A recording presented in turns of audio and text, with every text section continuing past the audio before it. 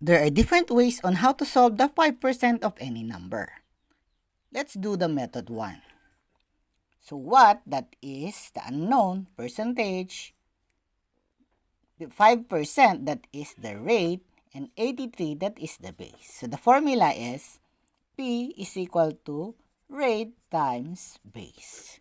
So applying this formula, so 5% times 83, and then convert 5% into decimal. We move 2 decimal places to the left, so that is 0.05 times 83. So multiply 83 times 0.05. So 3 times 5, 15, carry 1. 8 times 5, 40 plus 1, 41. And then, 2 decimal places, so we put 1, 2. So the answer is 4.15. Let's try again another example. What is 5% of 127? What, which is the unknown, represented by P, is means equal sign. 5%, that is the rate of, means multiplication, and 127, that is the base. So this is a formula. P is equal to R times B. So P is equal to 5% times 127. Always convert the percent into decimal. So P is equal to, move 2 decimal places to the left.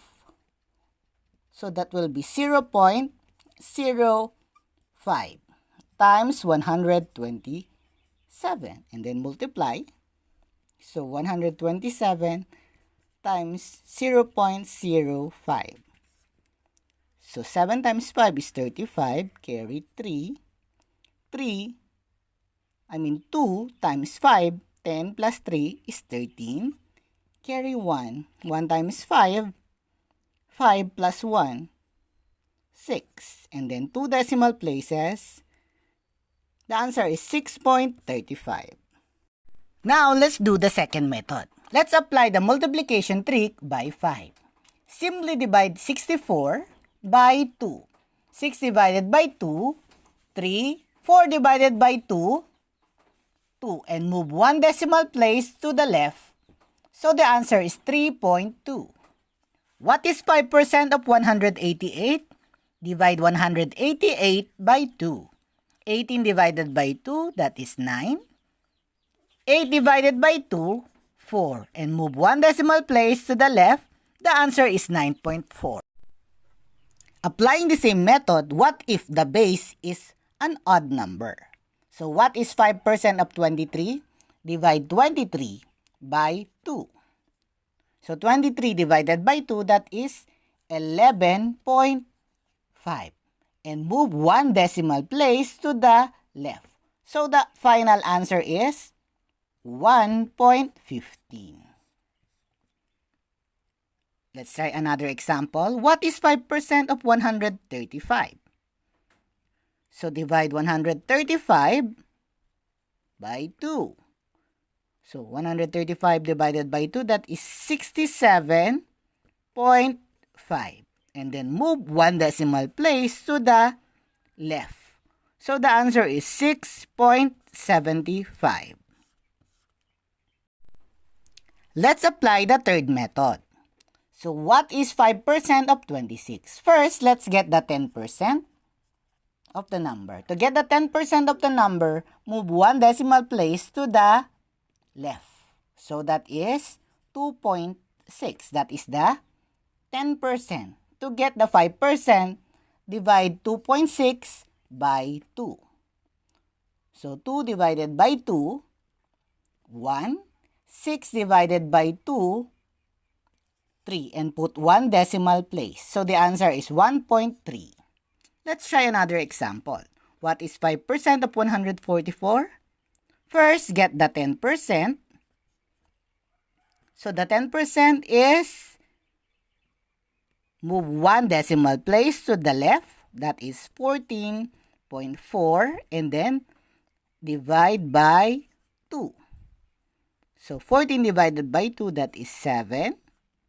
And then 4 divided by 2, that is 2. And then put 1 decimal place. The answer is 7.2. Let's apply the fourth method.